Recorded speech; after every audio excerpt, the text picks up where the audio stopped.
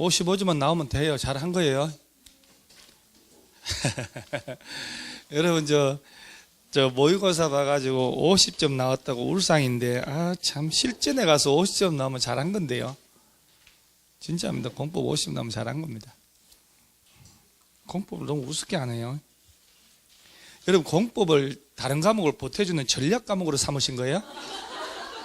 잘못 과목 착각한 거 아니에요? 중개사법령하고?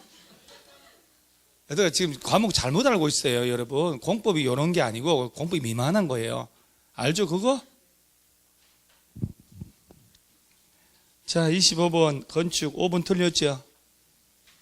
이전은 건축물의 주요 구조부 해체하지 않고 같은 대지에 다른 위치로 옮기는 거죠?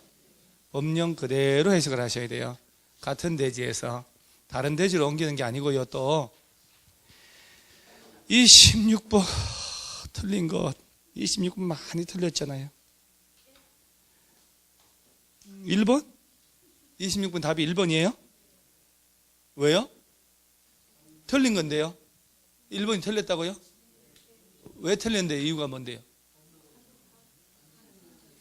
단독주택끼리 변경은 대장 변경 신청할 필요도 없잖아요. 그래서 틀렸죠. 단독을 다가구로 변경할 때에는 동일한 시설군 내에서 변경이므로 건축물 대장 기준행위 변경 신청만으로도 용도 변경 가능하다. 또 그럴듯하긴 해요. 예.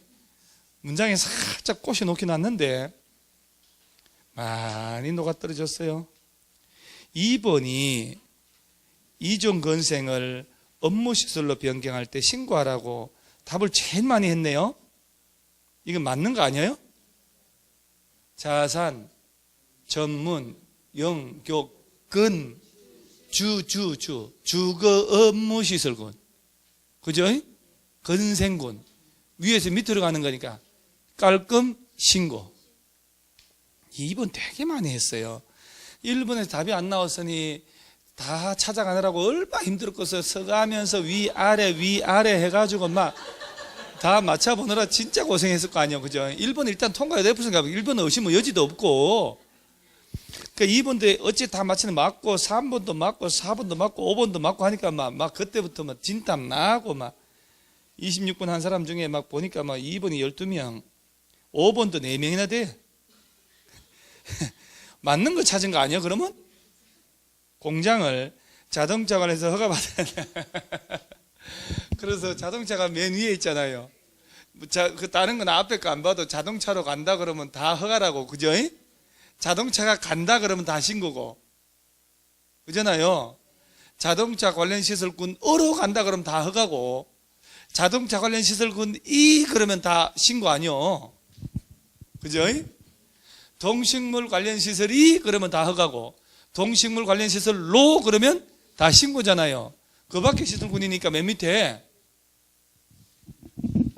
고생 많이 하셨어요. 자, 9개 시설군, 저것들끼리 변경은 대장 변경 신청하면 되잖아요.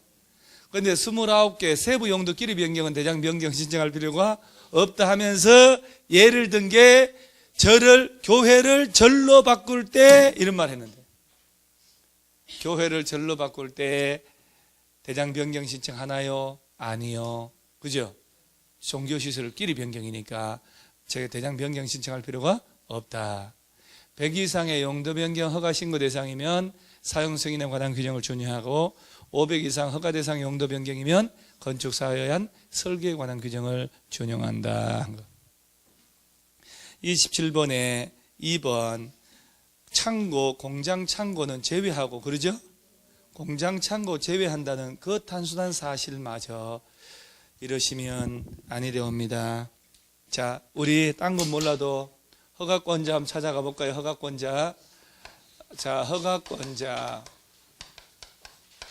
허가권자가 원칙, 특별자치시, 특별자치도 시험에 안 나오니까 시장, 군수, 구청장. 허가권자에게 가서라고 하기 때문에 A광역시 B구에서 건축을 할 때, 용도 변경할 때 A광역시장에게 허가받고 하면 틀려요. 구청장이잖아요. 그러니까 공법이 그래서 힘드는 거라. 여기 와가지고 막 특별시 나오면 안 되고 구청장 나와야 되는데 국토법 들어가면 막 특별시 광시 나와야 되고 구청장 나오면 또 안 되고 그러죠. 예외적으로 누가 또 허가하고요? 특별시장하고 광역시장도 허가 권한 있나요? 특별시 광역시 안에서 몇 층 이상? 연면적 합계 10만 이상을 지을 때 그죠? 10분의 3 이상 증축으로 10만 넘어도 마찬가지고요. 공장 창고는 10만 넘어도 공장 창고는 제외하고, 공장 창고는 특별시 광역시에 가지 않아도 구청장한테만 가도 허가받을 수 있다는 얘기예요. 그거 2번이잖아요. 10분의 3 증축하여 연면적 합계 10만 제곱미터가 되는 창고를 광역시에서 건축할 때 광역시장 허가받아야 한다. 아니다. 그죠? 공장 창고는 10만 넘어도 특별시 광역시에 갈 필요 없다. 해당 구청장한테 가면 된다. 막 이렇게.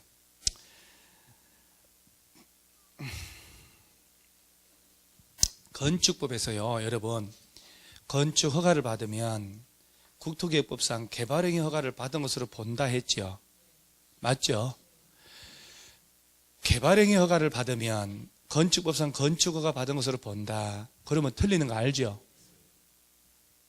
건축허가는 별도로 받아야 한다 라고 쓴 기억이 날 거예요. 그러죠?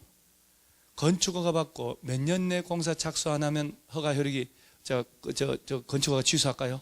2년. 연장은 몇 년? 1년. 건축 신고 대상이면 1년 연장? 1년. 4번에 연면적 합계 200제곱미터인 건축물 높이를 2m 증축할 때 신고하면 허가받은 걸 본다. 맞지요?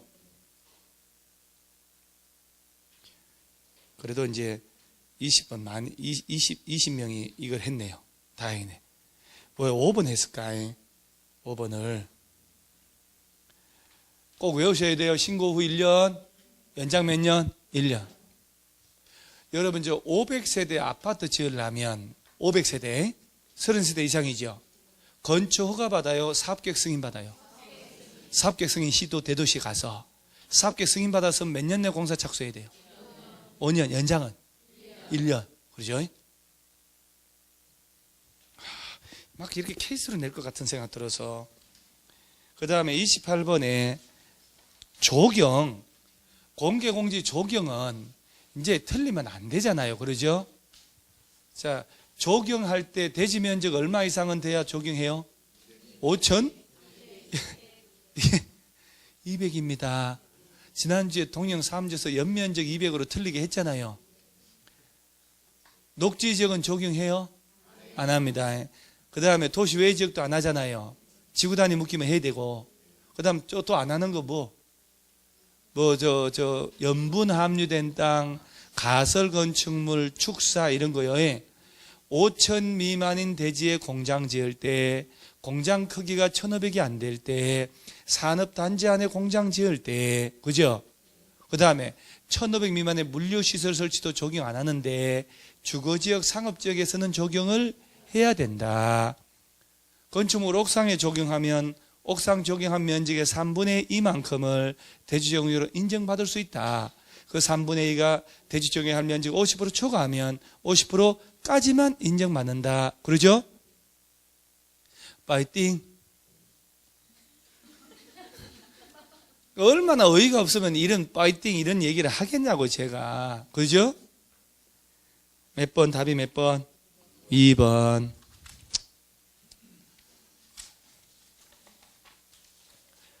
그 다음에 29번 공개공지. 참 29번 참 지금 8명은 29번 틀리신 8명은 이것도 오이마카드 낸 사람만이지 안 낸 사람은 알 수가 없고 8명은 전심을 정상적 밥 먹지 말고 짜장면으로 먹으세요. 공개공지 설치할 때 여러분 생각 상식 제대로 한마디만 얘기 좀 해볼게요. 진짜 우리 이러면 안 되는 거였잖아요. 봐요. 대지 면적의 10%에 그 공개공지가 기너자 파고라 설치하는 게 대지 면적의 10% 이하 범위에서 조례가 정한 면적만큼 기너자 설치해야 되거든. 조례가 정하니까 7% 될 수 있고 5% 될 수 있다고. 그럼 대지 면적의 100분의 10 이하에서. 예. 그러면 안 그래도 대지 면적의 10% 범위에서 기너자 설치하느라고 줄어들었잖아요. 그런데 건물 지을 때 건축 면적을 더 짓게 하면 안 되잖아, 이거는. 그러면 뭘 완화한다고 그랬어요? 위로 가는 건 주인장이 없잖아, 위로. 그래서 용적률 높이지 않을 1.2배 완화한다니까요. 건폐율 완화해주면 안 된다니까요. 그러죠? 그래서 그러면 안 되는 거였던 거예요. 1준 상준 안에 바닥 면적 합계 얼마 이상? 5천 이상. 5천. 이 만약 용적률 1.5배 뭐 이래서 틀렸으면 차라리 이해해. 건폐율이잖아. 1준 상준 안에 5천 이상의 어떤 거 지을 때? 문화집회, 종교, 판매 시설도 농수산물 유통시설은 제외하고 운수, 숙박, 나쁜 친구, 업무 시설을 지을 때 대지 면적의 연면적이 아니야. 100분의 10 이하 범위에서 조례가 정한 면적만큼 기너자 파고라 설치해도 된다. 설치하면 된다. 그리고 용적률 높이를 1.220% 완화받을 수 있고 판매 시설은 1년에 연중 며칠 정도 골라 할 수 있고 60일 정도.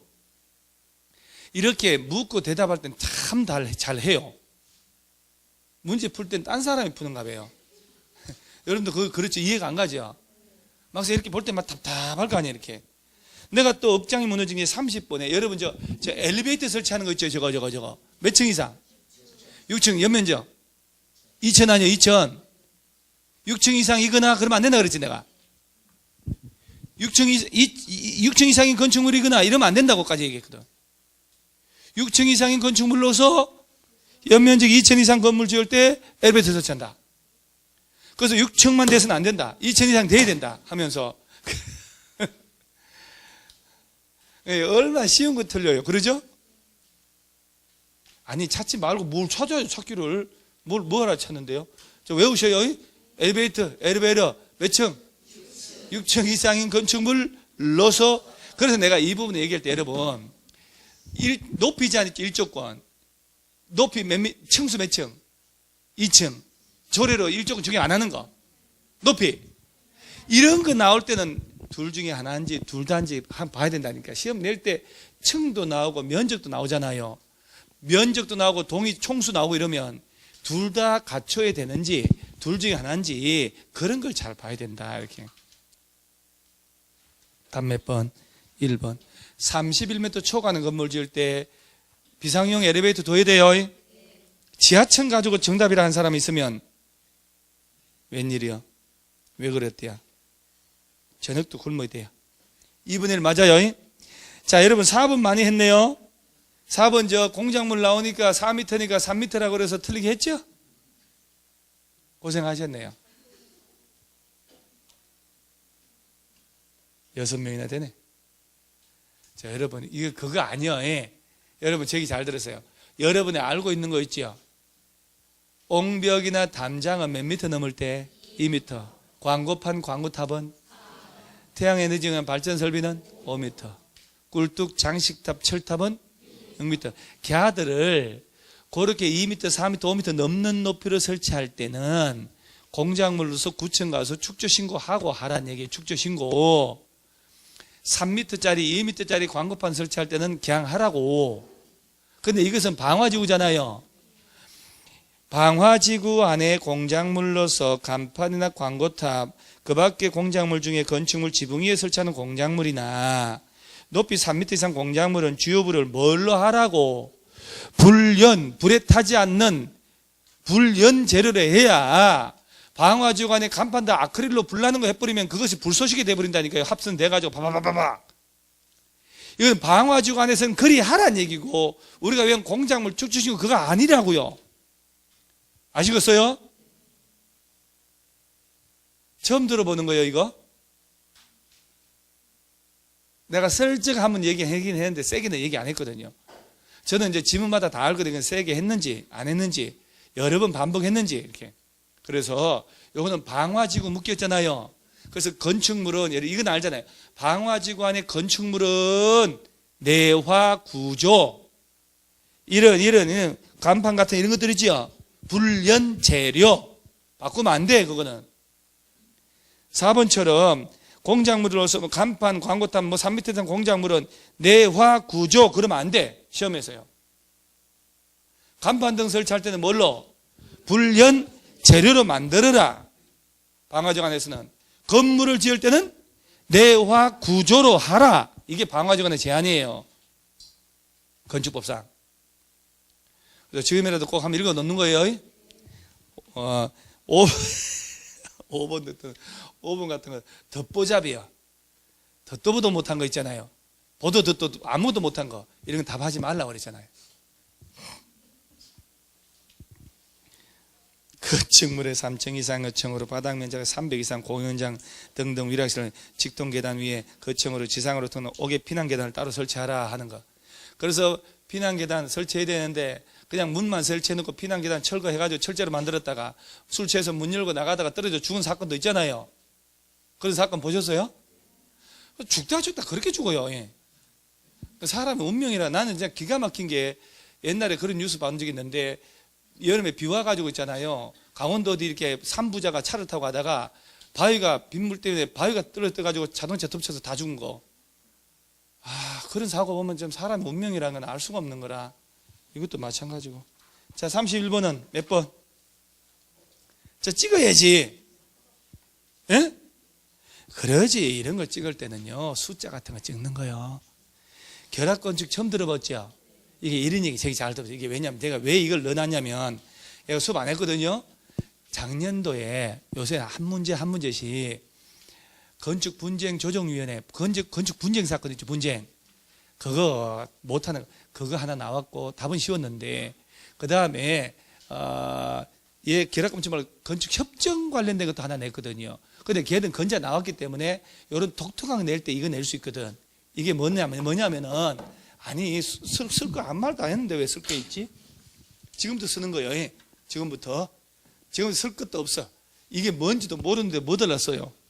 이런 얘기예요. 여러분, 이제 재미난 얘기를 한번 해줄 테니까 보세요. 진짜 재미난 얘기예요. 자, 국철, 전철 지나가고 있다.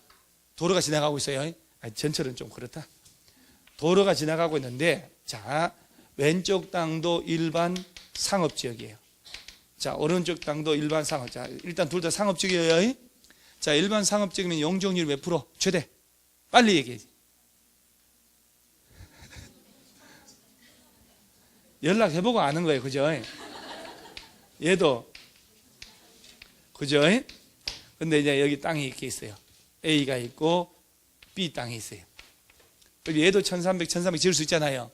그런데 오른쪽 부분이 고도지구로 지정돼 버렸어요. 고도 25m 고도지구. 그러니까 얘는 주어진 용적률 다 못 써먹잖아. 그럴 수 있잖아요. 그러면 여기 용적률 300%를 아무리 고도에 걸려가지고 설계를 아무리 1000%밖에 못 지어. 얘 둘이 협정을 해가지고 얘가 짓는 1300 아니요. 플러스 300을 더 지을 수 있도록 해주는 거예요. 합리적이지 않아요? 그럼 얘는 예를 들어 15층 지을 거 18층, 20층 지으면 되잖아요. 얘는 덜. 그래서 요금을 협정을 해야 되니까 돈을 좀 받으면 되지. 좋은 방법 아니에요? 고도 제한이라든가 높이 이런 거 있기 때문에 용적률 못 써먹는 경우 많다니까. 그 상업지역 안에서 그 대신 이 땅이 100m 이상 뚝 떨어지면 안 돼. 여기도 2km 떨어진 땅 주인 만나가지고 이러자. 그러면 안 되고 상업지역 안에서만. 그 연필 가면 이래나 결론 똑같아요. 연필 없는 게 나아. 없는 게 홀라. 근데 솔직한 얘기를 하는 거예요. 20년 경험으로. 내가 강의 지금 안 해야 되겠어. 내가 이제 스트레스 받아서 강의 못 하겠어. 암만 얘기해도 점수 안 나오니까 속상해. 로또만 지금 되기만 되면 45억 정도. 45억 정도만 되면 한 1, 20억 가지고는 그건 푼돈이기 때문에 안 되고 한 50억 정도 돼야 또 강의 안 할 만한 가치가 있으니까 강의 안 하고 집 하나 사가지고 땅 투기하러 다닐 거예요. 임진강으로 해다가 저 38선 주변으로 땅 막땅산 하나 살 거예요. 그래요. 식구 아닌 사람 태워가지고 땅 투기할. 꿈은 이루어준다. 자, 뭐요? 내가 뭔 얘기했는데요? 꿈은 이루어진다. 이렇게. 자, 봐봐요. 그러니까 이게 웃지 말고 농담인 거 알죠, 여러분? 아니요? 그러니까 그런 게 있어. 농담 속에 진담이 있는 것도 있잖아요, 사람은. 그러니까 이런 얘기는 제가 원래 못했는데 민법생이 자꾸 얘기하더라고. 같이 있다 보니까 그런 얘기 자꾸 듣게 되다 보니까 민법생이 그런 얘기를 자꾸 해요. 꿈은 이루어진다 하면서 자꾸. 31번 결합건축이야. 이거나 잘 들으세요. 꼭 이런 얘기는 미친 듯이 기억을 해요. 자, 봐봐요. 결합건축이란 게 상업지역 안에서 땅이 서로 다르잖아요. 둘 다 내 땅이면 더 좋지. 협정을 체결해서 용적률을 서로 주고받고 하는 거예요. 용적률을. 괜찮잖아요? 그러면 봐세요. 만약에 건물 더 지었는데 너의 용적률을 갖다가 지은 거 아니야? 근데 건축 협정 기간을 협정을 한 10년 했다. 그럼 나 약정을 안 한다. 그러면 줘야 되잖아. 고도가 풀려가지고. 그럼 철거해야 되잖아. 그러면 안 돼. 30년. 가야 되는 거예요. 그래서 요거에 한번 설 보려고 그래요. 1번. 상업지역에서 대지 간의 최단 거리가 몇 미터? 100m 동그라미 딱 하고 필기 할거 하나도 없어. 범위에서 대통령령으로 정하는 범위에는 2개의 대지 건축주가 서로 합의했다면 용적률을 개별 대지마다 적용하지 않고 2개의 대지를 대상으로 통합 적용해서 건물 건축할 수 있다. 이렇게. 이해하고 보니까 쉽잖아요. 요 땅들이 100m 이상 떨어져 있으면 안 돼요. 그리고 시험에는 낸다 쳐. 100m를 200이나 이렇게 하겠지. 그죠? 그거 아니면 무엇이냐. 4번이지. 낸다 하면.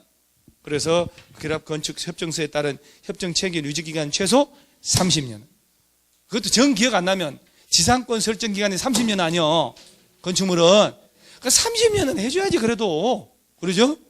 20년, 15년 만에 용적을 주세요. 법적으로 나 건물 더 올라가려니까. 그럼 뭐 칼베듯이 뛰어서서 가나?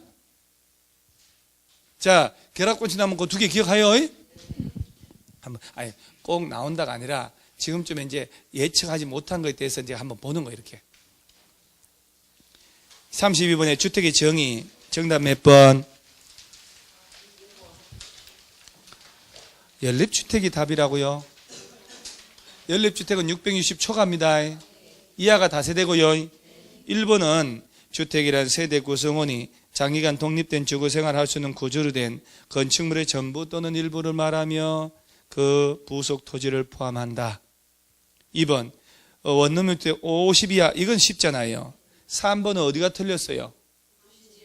그러죠. 막 미친 듯이 얘기하는 거예요.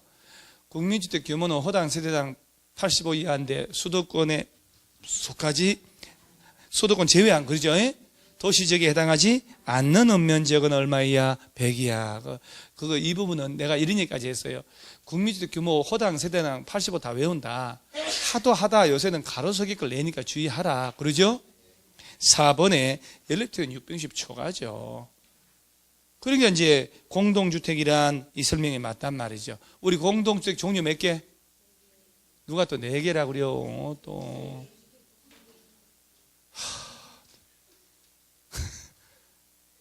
이게 지금 무슨 법이요? 주택법이요. 그럼 몇 개? 3개. 건축법은 4개. 그러면 기숙사는 주택법에서는 뭘로 불려? 준주택, 오다, 녹기. 공법 참 양 많아요. 그죠? 그러니까 32번도 틀렸으니 얼마나 억장이 무너지겠어요. 3번 한 사람들은. 33번 지역주택조합 옳은 것. 요거는 4번이지. 1번에 등록사업자와 공동으로 주택건설 사업을 하는 조합은 국토교통부 장관에게 주택건설 사업에 등록을 또 해야 돼요? 등록업자하고 같이 하는데 따로 또 해야 돼? 할 필요 없죠. 2번 조합과 등록사업자가 공동으로 사업 시행하면서 시공을 하는 경우에 등록사업자는 자신의 귀책사유로 발생한 손해에 대해서도 조합원에게 배상 책임지지 않는다고? 자신의 귀책사유로 낸 건데 왜 안 쳐? 그러죠? 상식적으로다가 말이 안 되지. 3번 조합 설립인가 신청일부터 해당 조합주택 입주 가능까지 전용 면적 90짜리 하나 가진 사람은 조합은 돼요? 85 이하 한 채 하나라고 됐잖아요. 조합은 될 수 없지. 하는. 그 다음 5번에 지역주택조합은 예정세대수 50% 이상 조합을 고 여기까지 맞는데 20인 이상이잖아요. 20인. 작년에 나온 지문인데. 4번에 조합 설립 인가받은 후에 승인 얻어가지고 조합은 추가 모집할 때 추가 모집된 자의 조합은 자격 요건 충족 여부는 당해 조합의 조합 설립 인가 신청일 기준 맞죠? 그 표현 외워놓으라고 이렇게 했는데. 여러분 지역 직장은 조합원들을 교체 신규 가입 언제부터 안 된다? 조합 설립 인가 받은 후부터 안 된단 말이에요. 그죠? 그러죠. 그럼요. 34번에 주택 상환사채 틀린 것 4번이죠. 여기 주택상환사채 누가 발행해요? 대화 좀 하게. 대화. 이렇게 대화하는 거 헐라. 그러면서 LH공사하고 등록사업자가. 여러분 LH공사가 발행할 때는 국토교통부 장관 승인 받아요? 안 받아요?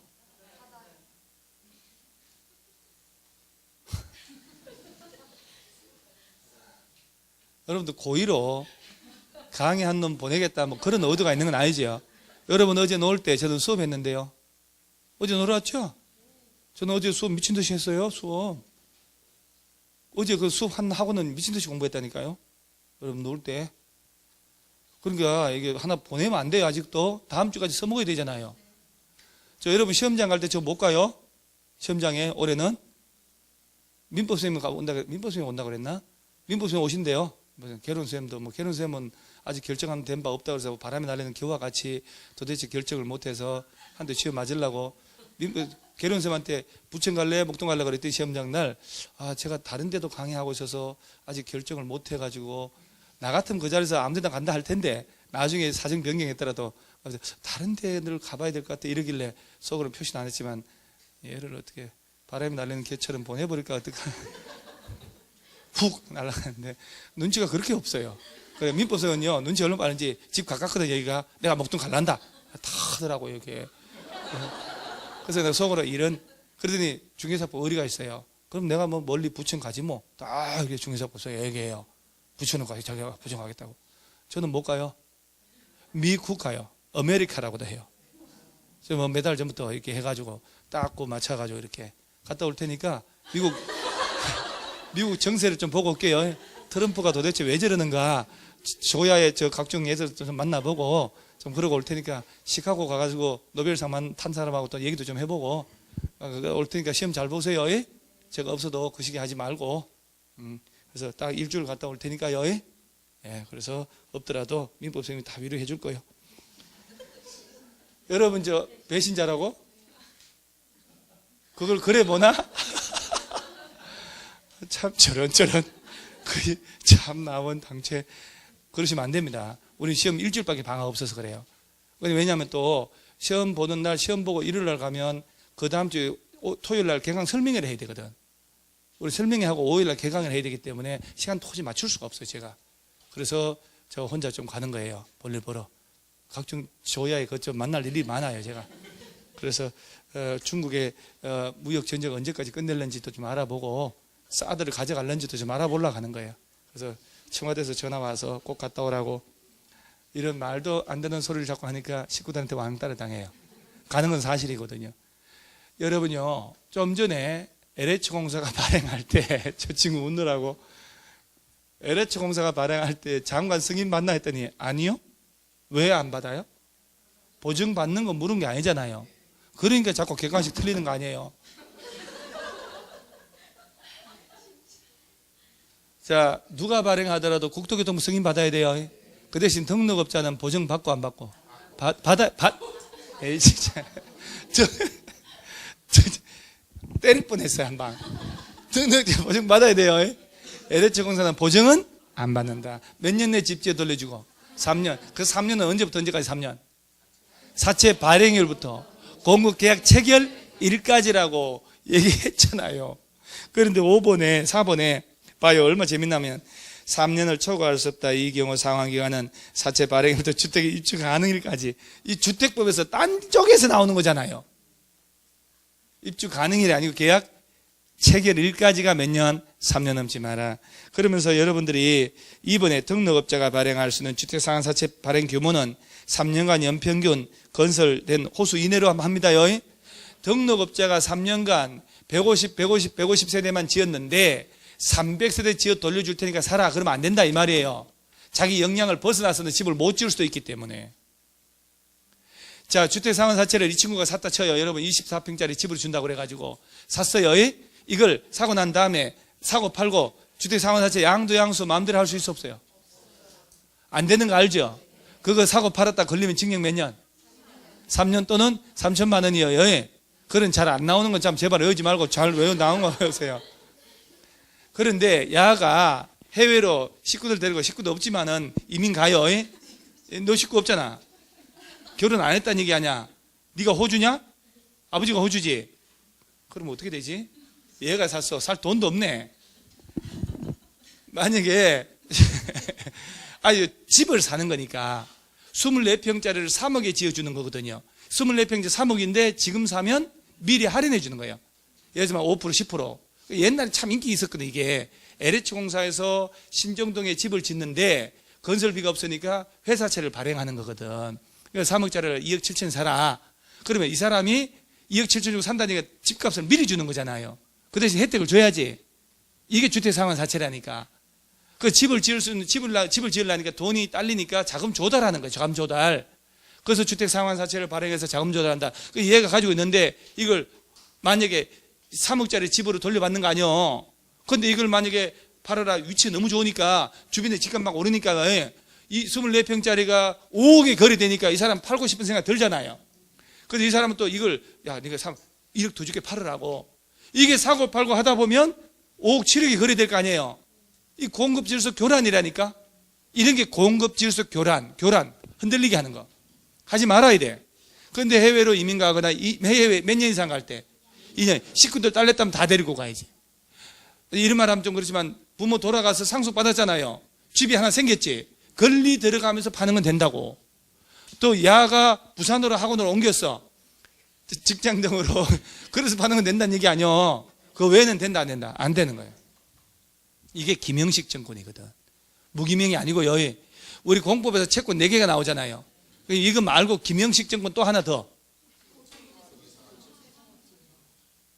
단어도 못 외우는 거예요 설마? 토지상환 채권. 그건 누가 발행? 한참 걸리잖아요. 그러니까 개발사업 시행자가 발행하지. 누구한테 승인받아서?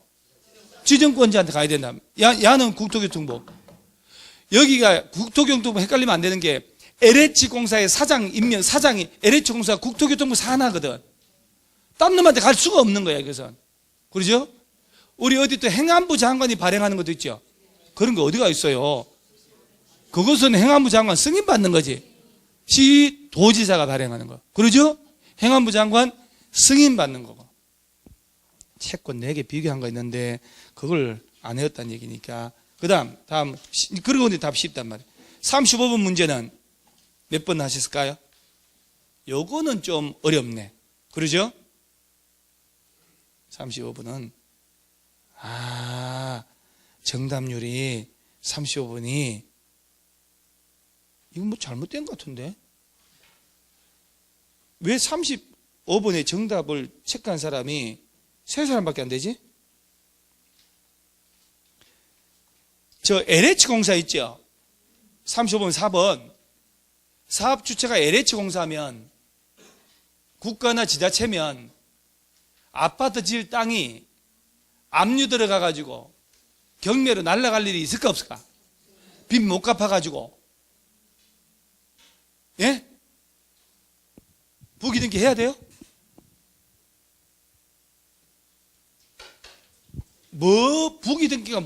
부기등기 해야 되잖아요. 사업 주체는 원래. 대지의 부기등기는 언제까지?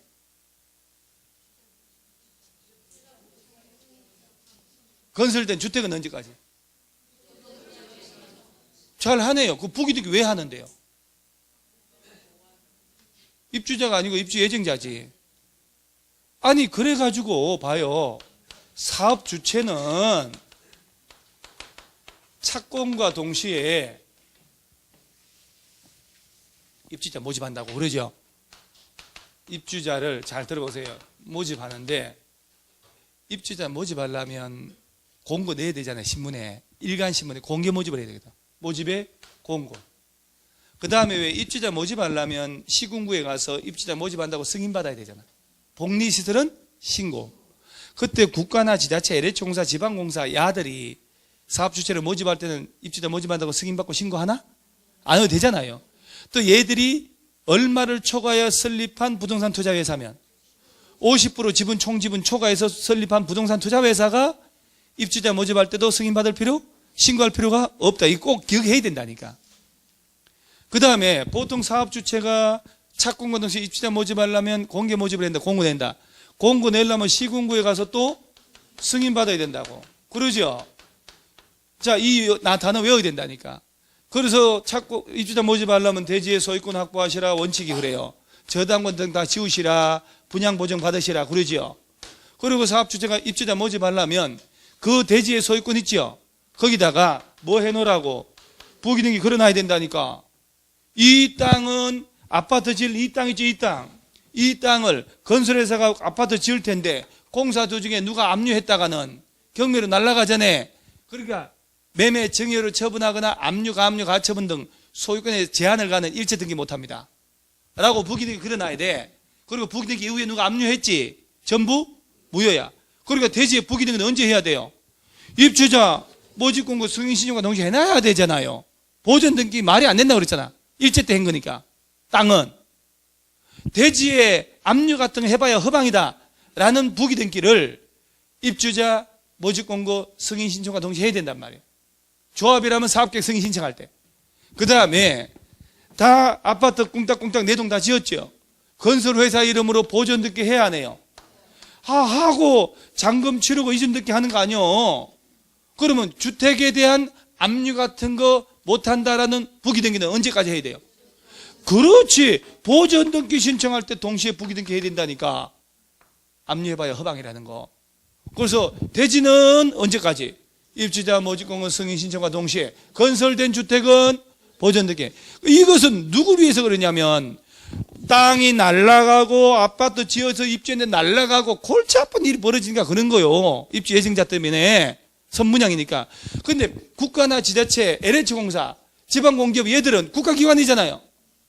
얘들은 땅이 뭐 돈을 못 갚아도 경매로 날아가나? 부기등기 해야 돼요? 안 해도 돼요? 안 해도 된다니까요. 듣고 보니까 그러지 않아요? 아니 국가나 지자체나 LH공사가 압류돼가지고 돈 못 갚아서 땅이 경매로 날아갈 정도면 나라가 망한 거예요. 나라가. 그러죠? 그래서 공무원 하려고 하는 거 아니에요? 공무원. 어떤 경우도 공무원들은 봉급 나오잖아요. 그렇잖아요? 그래서 1번, 2번, 3번 아까 다 얘기했는데 4번 사업주체가 LH공사는 입주 예정자 동의 없이나 압류, 가압류 등의 목적물이 될 수 없는 재산임을 소유권 등기, 부기등기 말도 안 돼 이제 보니까. 그러죠? 국가기관 얘들은 부기등기 할 필요가 없지. 5번 뭐 들라고 모르는 걸 자꾸 들어가서 읽어요. 시험도 안 나오는데. 이 부분 다시 한번 읽으셔야 돼요. 이 부분 다시 한번 읽어야 된다고. 그 다음에 36분에 분양가 제한. 36번 이거 엄청난 문제입니다. 36번은 답은 1번입니다. 아니요. 그럼요. 36번에 8명이 4번 했거든. 이거 4번 외워놓으라 했는데. 자, 일단 내가 찬찬히 한번 볼게요. 분양가 상한제 있죠, 여러분. 분양가 상한제는 두 가지예요. 분양가격 제한받는 것은 첫째, 공공 택지 공급받아서 아파트 지역 분양할 때 분양가격 제한받는다니까요. 분양가 상한제 적용 지역 지정했든지. 여러분들은 자꾸 뭐 12개월간, 3개월간, 2개월간 그것만 외우고 있는데 그것은 분양가 상한제 적용지역 지정 대상을 얘기하는 거예요. 그러니까 여러분요, 공공택지, 자 여러분 다음 중 공공택지에 해당하지 않는 거 찾아봐라. 답 뭐라고 그랬어요? 조합, 도시개발사업. 조합이 환지 방식으로 한 도시개발사업 한 땅 있죠? 그건 공공택지 될 수 없다 얘기했잖아요. 공공택지는요, 국가나 지자체 얘들이, LH공사, 지방공사 얘들 있죠. 공적 주체가 택지 조성해서 주는 거요. 저렴하죠? 그러니까 여기다가 아파트 지어서 팔아먹을 때 분양가격 제한 받는다는 얘기예요. 그러면 공공택지가 아니고 민간택지다, 민간택지. 국가가 조성한 게 아니잖아요. 그럼 분양가격 제한 받아, 안 받아? 안 받아. 그건 뭘로 지정되면? 분양가 상한제 적용지역 지정됐으면 민간택지라도 분양가격 제한 받는단 말이에요. 1번이 분양가 상한제 적용주택은 사업주체가 공공택지에서 공급하는 공동주택이어야 한다? 아니요. 이 플러스 분양가 상한제 적용지역 지정된 곳이어야 한다. 둘 중에 하나일 때예요. 공공택지에서만 하는 게 아니고. 그러면 이제 상대적으로 가야 되거든. 2번 관광특구 50층 150m 이건 안 하는 거 확실하죠? 3번 분양가 가격은 이때 택지비하고 건축비로 동그라미 하세요. 택지비 건축비로 구성되고 구체적인 명세 산정 방법 등등등은 국토교통부 령으로 정한다. 하다 이거 있잖아요. 대통령령으로 정한다. 옛날에 그런 적도 있어요. 이 부분은 특히 각종 분양가 산정할 때 택지비 건축비 있죠. 구체적 기준은 국토교통부 령으로. 그 다음에 분양가격 구성 항목 중에 건축비 있죠. 이거 건축비는요 법이 이렇게 돼 있어. 국토교통부 장관이 정하여 고시하는 건축비 이걸 기본 건축비라고 그래요. 여기다가 국토교통부 령으로 정한 금액을 더한 금액으로 한다라고 돼 있어요. 그래서 국토교통부에서 그때마다 다르게 정하겠다는 얘기예요. 그 다음에 5번은 중요하다고 줄치라고 그랬잖아요. 분양가 심사위원회 어디다 두라고요? 시, 군, 구. 사업계획 승인 신청 20일 내 시, 군, 구에 둔다는. 시군구에 두는 게 원칙이에요. 분양가 상한제 적용지역 지정은 누가 할까요? 국토교통부 장관만 해요. 자, 10월달 지정한다. 자, 12개월간 물가 상승률에 아파트 분양가 상승률이 2배. 자, 10월달 지정한다. 3개월간 그러죠? 작년 동기, 전년 동기 거래량이 얼마 이상? 팍팍. 자, 10월달 지정한다. 2개월간 분양 청약 정률이 코딱지. 빈칸 만드는 거 이거 제가 밤늦게 하다가 잘못해서 답 없으면 된 거예요. 그래서 이런 문제도 주니까 얼마나 좋아요. 다 맞춤했잖아요. 여러분 지금 맞힌 점수에 한 문제 빼면 돼요. 그럼 60점 맞은 사람은 57.5라고 봐야지. 에? 안 그래도 맞으려고 했었어요? 아, 그러면 맞아요. 그러면. 자, 다시 그 작년에 나온 건 투기과열지구 대상이 나왔거든요. 그럼 올해는 투기과열지구는 기본적으로 알고도 있지만 여러분 투기과열지구하고 분양가 상한제 적용지역이 이거 두 개 똑같은 게 5대1 10대1이에요. 경쟁률 하면 5대1 10대1. 국민주택 규모 이하가 10대1. 코딱지. 요거는 몇 개월? 2개월. 거래량이 막 20% 파박 그러면 3개월. 물가 상승 2배 그러면 12개월. 월 이거 있잖아. 무슨 개소리 같은데. 이걸 물어볼, 이거 빈칸 월 하는 거잖아요, 지금. 이거 빈칸 낼 수 있어요, 이거? 이래도 틀리면 어떻게 하는지 모르겠어, 진짜로.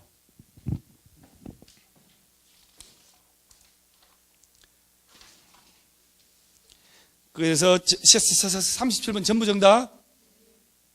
제 어디도 한 번은 2번으로 했는데 2번은 답이 맞으려면 디귿은 2개월로 가야죠. 그 다음에 저 위에 지문에 두 번째 걸 3개월로 고쳐서 풀면 돼요. 그래서 알아서 풀면 돼요. 그렇게 사람의 일이라 밤늦게 귀신이 왔다 갔다 하고 하다 보면. 저는 혼자서 여러분 제 카페 댓글 보면 막 2시 반 막 이때 올린 거 많거든요. 그럴 때 앉아있으면서 나는 그런 생각해요. 이 시간 나는 외롭지 않다. 나한테 배우는 사람들 이 시간도 공부할 거다 라는 생각을 하는데 아닌 것 같아요. 다 자는 것 같아요. 그러니까 점수가 이렇게 안 나오는 거예요. 그래서 저는 이제 왜 동영할 때 그랬잖아요.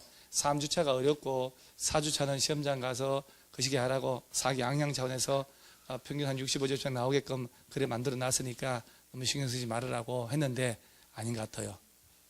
4주차가 제일 점수 안 나왔죠. 38번 리모델 답 1번이에요. 2번은 왜 틀렸어요? 원인을 알아야 되니까. 리모델 조합 만들 때 80% 이상 사용권 확보한 서류 들어가요?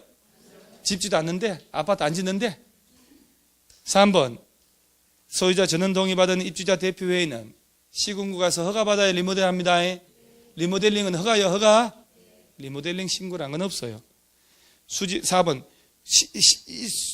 리모델 15년 입증해야 돼요. 심지어 가지고 안 됩니다. 5번 리모델링 주택조합이 시공자 선정할 때 수의계약을 할까 경쟁입찰을 할까? 경쟁입찰 해야죠, 당연히. 여러분 근데 수의계약이 뭔 말인지 알고는 있죠. 지금 와서 수의계약이 뭔지. 근데 여학생들은 그럴 수 있다고 생각해요. 남학생들은 이제 그런 관심이 있어서 보는데. 그래서 옛날에 이런 게 있어서 서울시장 옛날에 50대인데 되게 오래됐구나. 그러면 서울시장이 서울시 관공사를 경쟁입찰로 안 하고 특정 업체 수의계약으로 체결해서 구속영장이 발부되고 이런 말 나온단 말이에요. 경쟁입찰은 이제 서울시 관공사를 건설회사 쭉 붙여가지고 자 이런 관공사 공사비 얼마짜리인데 할 사람은 와봐라 얼마 써 낼래 해서 저가로 싸게 해놓은 사람은 선정하겠다는 얘기인데 수의계약에서는 수의라는 것은 의사에 따를 수 해서 특정 업체에 딱 찾아가서 청약과 성약으로 바로 계약 체결하는 걸 수의계약이라 해요. 그러면 안 되겠지요. 경쟁입찰의 원칙이에요. 재건축도 마찬가지. 1번 질문은 1번 질문 이렇게 하려고 그런 거든. 증축형 리모델 3계층까지 올라갈 수 있잖아요. 하려는 자는 시군구에다가 안전진단 요청하고 요청받은 시군구는 해당 건축물 증축 가능 여부 등을 확인하기 위해서 안전진단 실시해야 돼요. 증축형 리모델 할 때 안전진단 합니다. 나머지는 너무 쉬워서 39번은 자 39번 있죠? 몇 번 하셨는데요? 성적표 받아보고 하지 말고요. 여러분 3번 했어요? 그럼 상식적으로 해서 얘기 잘 들어보세요. 주말 체험 목적 있죠? 주말 체험 목적이면 농취증 내야 안 내요? 내야 되죠? 영농계획서는. 자, 주말 체험 목적으로 농지를 매입을 할 때 얼마까지만 소유할 수 있다? 1,302평, 300평이거든. 주말 체험한다고 내가 샀잖아요. 300평. 주말 용도로 이용 안 하고 임대라는 건 돈 받고 빌려주는 거거든. 돈 받고 빌려주면 돼요? 법적으로 그건 안 되지. 임대차 안 돼요. 다음 몇 번 그러면? 여러분 임대차하고 사용대차 차이가 뭔지 알아요? 임대차 위탁경영 차이는 위탁경영을 하면 땅 주인 있지요? 직접 농사 지어 안 지어요? 농업인이요 아니요? 임대차 땅 주인 농사 지어 안 지어요? 임대인 농업인이요 아니요? 뭐가 일 수도 있고 아닐 수도 있어? 아니요. 이거 제가 언젠가 얘기한 것 같은데 이거 의외로 이런 게 있잖아요. 빈칸용으로 나올 수 있다니까. 제가 지금 정리 한번 할게요. 위탁경영 있죠. 메모하면 얘기 안 합니다. 임대차, 사용대 또는 사용대차라고 해요. 셋 다 A 소유자, A 소유자, A 소유자예요. 가지고 있는 사람이에요. 위탁경영, 임대차, 사용대차 원칙적으로 허용되지 않아. 안 됩니다. 그런데 예외적으로 다쳐서 경위 끌다가 석 달 이상 병원에 뻗어버렸다.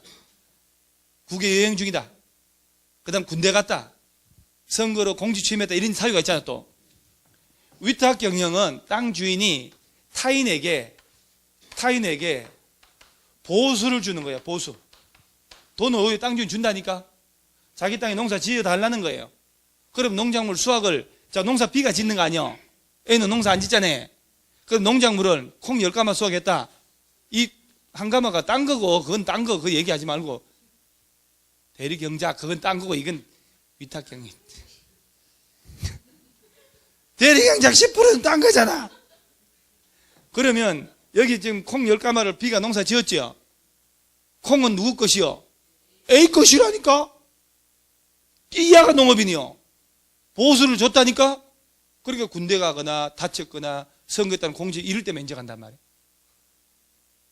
그래서 위탁경영은 땅 주인이 농사 안 짓잖아요. 그 대신 뭘 줬다고 얘한테? 보수를 줬자니까. 얘가 농사 짓죠. 농작물 얘 것이요. 아시겠어요? 보수를 지급하고 그럼 위탁경영이에요. 빈칸 문제 나올 때. 아시겠어요? 임대차는 농지 소유자가 A, 임대인이지. 자기 농지 가지고 있죠. 임차인 B가 얘한테 차임을 준다니까. 돈을 주고 A 농지에 농사 짓는다고 빌려가지고. 아시겠어요? 농작물은 10가마 수확했다. 누구 것이요? 야 것이요. 그럼 이때는 임대인 A는 농업인이요 아니요? 아니요. 야가 농업인이요. 이때는 얘가 농업인이요. 임대차는 오히려 차임을 준다니까. 땅 주인한테. 쉽게 말하면 돈 받고 빌려주는 거잖아요. 집 빌려주듯이. 이게 임대차. 사용대는 여전히 A가 소유자고 B가 농사를 A 농지 짓는데 차임이 없는 거야. 농지는 가능하거든. 왜냐하면 황폐화되는 것보다 야, 내 논을, 내 밭을 네가 그냥 농사 지어 묵어라. 이게 사용대차예요. 사장님, 저 농업, 뭐라 불러야 돼, 그럼 농지 간 사람은? 일단 뭐 사장님은 다, 사장님이, 그 땅을 나한테 빌려줘. 제가 특용작물 해가지고 세계적인 희귀작물을 재배해서 돈 벌어보려니까 월 내가 얼마, 연 얼마 사용 줄 테니까 너의 땅을 돈 주고 빌려 쓰는 건 임대차. 돈 안 주고, 세를 안 주고 그 땅에 농사 지어 먹는 건 사용대. 타인에게 보수를 주고받고 농사 짓게 하는 것은 위탁경영이에요. 이해가 가죠? 그래서 임대차, 사용대차 차이는 차임이 있냐 없냐 차이예요. 너의 땅에 빌려 농사 짓는다. 이때는 둘 다 야가 농업인이에요. 야들 농업인에 자기가 자격이 없어. 이때는 얘가 농업인이에요. 이런 거 원칙적으로 허용한다고 안 한다고? 안 해. 예외 아까 얘기한 그런 사유가 있을 때만 인정하는 거예요. 특히 이게 지금 우리 요약집에 있는지 요때 지금 내가 한번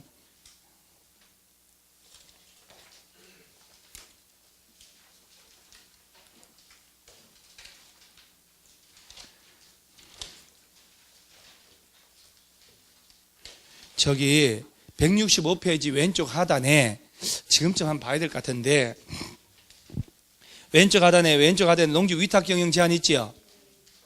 농지 소유자는 다 어느 하나에 해당하는 경우 외에는 소유된 농지를 위탁 경영할 수 없다고 그러셨죠.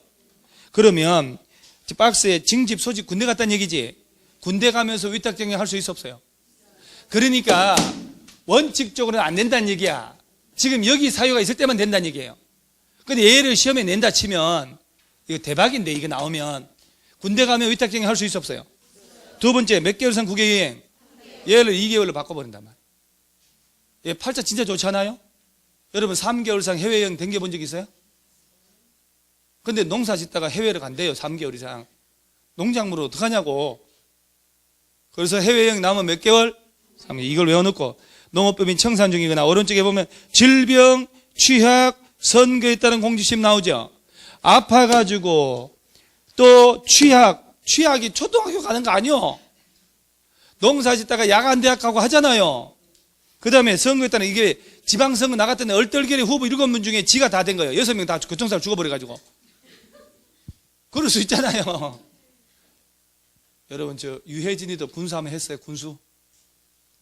유해진이도 군수했잖아요. 유해진이. 군수했잖아요. 차성호이는 이장하고 그 다음에 기억 보세요. 질병이 아니고 부상 나왔죠. 부상 나와 안 나와요? 몇 개월 전 뽑았을 때? 3개월. 국외여행은? 자, 그러면서 교도소, 구치소 여기 왜 갔냐고. 큰 점이 있어서 갔을 거 아니야? 자, 그러면 잠깐만 아는 사람 하고 모르는 사람 모르는데, 자, 요 사유에 해당하면 위탁경영 할 수 있지. 그러죠? 그럼 위탁경영 사유 중에 바르지 않은 거 찾아봐라 나오겠지. 그러면 숫자 나오는 거잖아. 다리 뿌른질러져 가지고 병원에 뻗어서 몇 개월? 물 건너가면. 자, 여기 위탁경영이지. 그 다음에 한 장 넘어가면, 자, 167페이지. 얘는 임대차야, 임대차. 예? 오른쪽 하단에 박스 있죠? 질병, 징집 쭉 나오잖아요. 위탁경영 사유면 임대차 사유이기도 합니다. 그래서 여기서는 좀 전에 요것만 잘 위탁경영만 기억해 놓으세요. 자, 그러면 임대차가 시험 나오면 임대차는 이런 게 나오고 그 위에 맨 위에 서면계약 나오죠. 임대차, 사용대차는 서면계약. 이거 기억해 놓고 임대차 계약은 효력 발생. 등기가 없어도 임차인의 소재 관할을 시급 면장 확인받고 인도받으면 제3자에 대해서 효력이 생긴다. 다음날. 자, 그 다음 제일 중요한 임대차 기간 몇 년 이상으로 하고 약정을 하지 않았거나 3년도 짧으면 3년 약정. 쭈르르륵 나오는 거예요. 한 장 넘어가면 다음 장에 다음 페이지 동그라미 7번 국유재산법 등등에 따른 국유재산과 공유재산 나오죠. 국가가 가진 농지 있겠지. 에 대해서는 임대차, 사용대차 계약의 방법이죠. 서면, 묵시갱신, 임대시설계 이런 걸 적용하지 않아요. 국가 땅은 이거 적용 안 하고 마음대로 된다는 얘기예요. 자, 그러니까 임대차 위탁 경영 있지요. 뭔지를 좀 이렇게 개념이라도 좀 파악해 놓으면 문제가 나온다 하면 훨 수월하단 말이에요. 그러니까 지금 현재 39번 문제는 저 1번도 맞고 2번 있죠. 상속받은 땅 임대할 수 있을까 없을까? 만 제곱미터 안 된 땅은 농사 안 지어도 가지잖아요. 임대차 할 수 있어요. 2번이 3번 말이 안 되잖아요. 주말 농장을 가진 사람이 또 돈 받고 빌려주고. 자, 임대차 하면 땅 주인은 돈 버는 거죠. 차임을 받으니까 유혹이 있다니까, 또 빌려주고 싶은. 그 4번 아까 얘기했고 5번에 서면 계약이 원칙입니다. 서면으로. 농지는 흉년 들고 이러면 또 그런 적 없다. 소송 사태가 벌어지니까 그래요. 서면으로만 딱. 그 다음 40번은 농업진흥지역은 장관이 지정한다. 말도 안 되는 거. 시도지사라고 그러죠? 그 40번 문제를 이게 5번을 8명이나 했네. 왜 5번 같은 낯선 지문을 했을까? 얼마나 힘들었을까요? 1번 통과했는데 답이 없었으니 그만 사망의 엄청난 골짜기가 혼자 가면 똑같잖아요. 무섭게 혼자 갔더니. 4번도 뭐야 이것은. 4번 농업진흥지역 지정은 특별시 녹지는 제외된다. 맞는 거 아니야? 녹관농자인데, 그렇죠? 녹지지역, 관리지역, 농림지역, 자연환경보전지역인데 녹지라도 특별시 녹지는 제외된다. 그리고 이제 40문제를 보면 여러분요, 내가 진짜 말도 안 되는 걸 틀린 거 많구나 그러죠? 그러니 시험장 가서 그럴 일이 있을까 없을까요? 있으니 시험장 가서 이건 하나 보세요. 분명히 7, 8문제 낯설고 손 못 대는 게 나옵니다. 왜냐하면 출제한 사람들은 기출문제 다 보기 때문에 그중에 낯설은 문제를 4, 5개 만들 수밖에 없어요. 인정해버려야 돼요. 늘상 배운 걸 틀리지 말아야 한다는 얘기예요. 그래도 충분히 합격한다는 얘기죠. 그러니까 문제 풀 때 특히 학교로 문제 풀 때 어려운 거 나왔다고, 중개사법 때 어려웠게 나왔다고 뭐 멘붕 올 필요도 없어요. 내가 어려우면 다 어렵다니까요. 기세가 센 사람들이 뭘 해요. 그래서 공법 문제 풀 때 7, 8개 이상한 문제 나와도 걸큰 하고 아는 거 배운 것만 열심히 잘 풀면 돼요. 다음 주 월요일 날 마지막 수업을 하죠. 그때 암만 서둘러도 2시 반 전에 못 끝나더라고요. 그래서 2시 반에서 3시까지 저 밥 안 먹고도 하는 놈이 있으니까 5시간 동안에 공법을 처음까지 정리를 해요. 정리 싹 할 때 그걸 중심으로 일주일 동안 정리하고 가면 돼요. 그리고 그때 이제 얘기 제기하고, 동영 있죠, 동영. 1주, 2주, 3주, 4주 했죠? 이거를 표시 다 했지요? 이거 하지 말고, 우리 복사해달라고 해서 4주차를 사가지고 다시 새 걸로 풀어봐요. 새 걸로 푸는데 이렇게 푸세요. 4회차잖아요. 국토법 12개잖아요. 국토법만 풀어요. 12개, 12개, 12개, 12개 푸는 거예요. 그걸 틀린 거 다시 해서 다시 또 풀어요. 그래야 더 빨라지고 더 외워져요. 40개 풀고 이러지 말고 국토법만 12개, 10분 쉬었다가 12개, 10분 쉬었다가 12개, 10분 쉬었다가 12개 푸는 거예요. 그리고 다시 틀린 거 다시 확인하는 거예요. 그리고 내가 여기 표시했잖아요.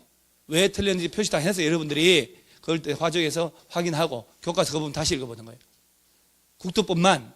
그리고 이제 딱 끝났잖아요. 한 30분 쉬었다가 개발법 6개, 6개, 6개, 6개 푸는 거예요. 저 같으면 이렇게 할 것 같아요. 계약하고 모의고사 본 거 있지요? 옆에 쌓아놔. 그러면 개발법, 모의고사 다 본 거 6개, 6개, 6개, 6개 다시 풀어요. 동영 6개, 6개 다시 푸는 거예요. 개발법만 푼단 말이에요. 그래야 외워지는 거예요. 그리고 30분 쉬었다가 정비법도 그렇게 하고, 그리고 건축도 그렇게 하고. 뭔 얘기인지 이해가 가요? 그렇게 해야 점수가 나오고 외워지지. 40문제를 전부 다 풀어보고 열받아서 이렇게 하지 말고 그렇게 한번 해보세요. 속는셈 치고. 오늘 하루만 하면 해요. 하루만. 공부 쭉 올라가니까 합격해야 되니까요. 자, 오늘만 합니다. 수고했습니다.